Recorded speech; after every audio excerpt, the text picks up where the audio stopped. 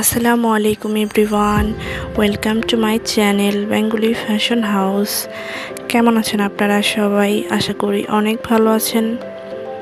তো আজ আমি আপনাদের জন্য নিয়ে এসেছি নিউ এবং স্টাইলিশ কিছু গোল জামার ডিজাইন। আই হোপ আজকের এই ভিডিওটি আপনাদের ভালো লাগবে।